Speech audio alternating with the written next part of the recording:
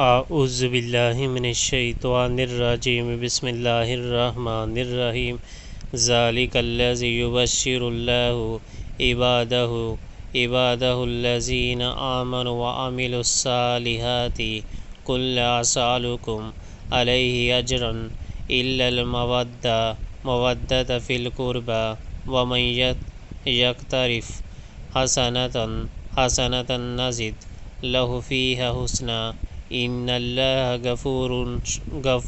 غفور شکور۔ یہ ہے وہ چیز جس کی خوشخبری اللہ اپنے ان بندوں کو دیتا ہے جنہوں نے مان لیا اور نیک عمل کیے۔